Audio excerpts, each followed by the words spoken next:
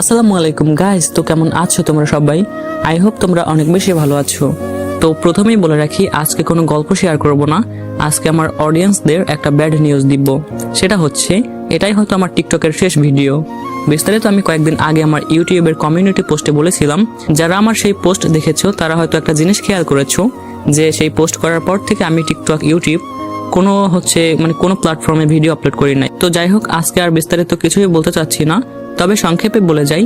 আলহামদুলিল্লাহ, সোশ্যাল মিডিয়ার হাজারো অশ্লীল কন্টেন্ট ক্রিয়েটরদের মধ্যে আমি একজন কন্টেন্ট ক্রিয়েটর ছিলাম, যে কিনা কোনো অশ্লীল কন্টেন্ট আজ পর্যন্ত আপলোড করে নাই। যার ফলে আলহামদুলিল্লাহ আমার 1%ও হেটার্স নাই। হয়তোবা আমার ফ্যান ফলোয়ার্স খুব বেশি না, তবে যে কয়জন আছে তারা আমাকে মন থেকেই ভালোবাসে। তার বাস্তব একটা প্রমাণ হলো আমার কমেন্ট বক্স। গর্বের সাথে বলতে পারি আলহামদুলিল্লাহ, শত শত কমেন্টের মধ্যে আজ পর্যন্ত একটা নেগেটিভ কমেন্ট আমি দেখি নাই। যাই হোক, তোমাদের মাঝে ছিলাম, তোমাদের গল্প শোনাতাম, বাস্তব কথা তোমাদের সাথে শেয়ার করতাম, আর তোমরাও তোমাদের জায়গা থেকে আমাকে ভালোবাসতা। কিন্তু আসল কথা হচ্ছে, বাস্তবতা বলতে একটা শব্দ আছে, ক্যারিয়ার বলতে একটা শব্দ আছে। তোমাদের সাথে অনেক সময় কাটিয়েছি, ক্যারিয়ারেরও 12টা বাজিয়েছি। তো আর 12টা বাজাতে চাই না। এখন নতুন করে সবকিছু শুরু করতে চাই, নিজেকে ভালো মানুষ হিসেবে গড়ে তুলতে চাই, ভালো একটা অবস্থানে নিজেকে নিয়ে যেতে চাই।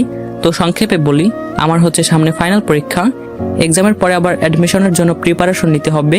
তো এক কথায় সামনের 6 থেকে 7 মান্থ বা তারও বেশি সময় আমি হচ্ছে সোশ্যাল মিডিয়ার সাথে ব্রেকআপ করতে চাই, আর পড়ার টেবিলের সাথে রিলেশনে যেতে চাই। ভার্চুয়াল জগৎ থেকে বের হয়ে রিয়েল জগতে আসতে চাই। আজকে যাওয়ার আগে তোমাদেরকে সস্তা একটু মোটিভেশন দিয়ে যাই।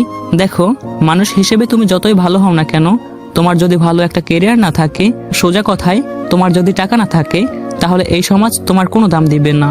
এই সমাজ তোমাকে তখনই দাম দিবে যখন তোমার টাকা থাকবে, ভালো একটা পজিশনে তুমি থাকবা।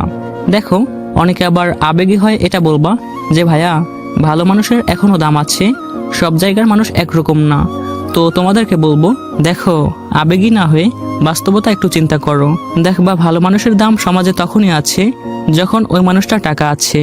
একটু চিন্তা করো তো, একটা মানুষ অনেক শিক্ষিত, জ্ঞানী, ধার্মিক, সব দিক থেকে ভালো, কিন্তু সে থাকে একটা টিনের ঘরে, তার কোনো সম্পদ নাই বা সে ধনী না। দেখা যাবে অধিকাংশ জায়গায় কোনো একটা প্রোগ্রাম হলে প্রধান অতিথি হিসাবে আন্ডার মেট্রিকের সেই টাকাওয়ালা মানুষটাকেই বেছে নিবে। বিষয়টা একটু চিন্তা করে দেখো, বেশিরভাগ ক্ষেত্রে এমনটাই কিন্তু হয়। তো যারা সোশ্যাল মিডিয়ায় সময় নষ্ট করতেছো, লাইক, কমেন্ট, ভিউজ এগুলো নিয়ে হচ্ছে সন্তুষ্ট হচ্ছ, মেয়েদের পিছনে ঘুরতেছো, তোমাদেরকে বলবো এখনো সময় আছে। নিজেকে ভালো মানুষ হিসেবে গড়ে তুলো, নিজেকে ভালো একটা পজিশনে নিয়ে যাও। সোশ্যাল মিডিয়া, কন্টেন্ট, ভিউজ, সুন্দরী মেয়ে এগুলো ফিউচারেও থাকবে, কিন্তু তোমার লাইফটা যদি সুন্দর না হয়, তখন তোমার জন্য এরা কেউই থাকবে না। তো সোশ্যাল মিডিয়া থেকে দূরে থাকো, স্টাডি করো। আর যারা পড়াশোনা করো না, তোমরা যেই কাজ করো সেটা মন দিয়ে করো, হালালভাবে করো, পরিশ্রম করো, দেখবা তুমি সফল হবা। দুনিয়া তোমার সাথে থাকবে, তোমার আব্বু আম্মুর মুখে হাসি ফুটবে, তোমার জীবনটাও সুন্দর হবে। তো সস্তা মোটিভেশন দিলাম, হয়তোবা তোমাদের কাছে বিরক্ত লাগছে। তো বিরক্ত লাগলেও কিছু করার নাই, আমি এমনই, বাস্তব কথাগুলো বলার ট্রাই করি।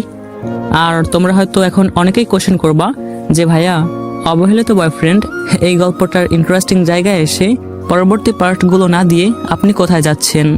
তো তোমাদেরকে বলবো, আই এম রিয়েলি সরি। আসলে আমি অনেক বেশি দুঃখিত। আমারও ইচ্ছা ছিল যে গল্পটা শেষ করব, আমার 100K ফলোয়ার্স হবে, তোমাদেরকে নিয়ে অনেক দূরে এগিয়ে যাব, ইউটিউবে 10,000 সাবস্ক্রাইবার হবে। কিন্তু যখন রিয়েলিটি আমার মাথায় টোকা দিল, তখন দেখলাম যে না, আমার এক্সাম খুবই কাছে, আর কন্টেন্ট তৈরি করতে অনেক বেশি সময় লাগে। সো গল্পটা যদি এখন কন্টিনিউ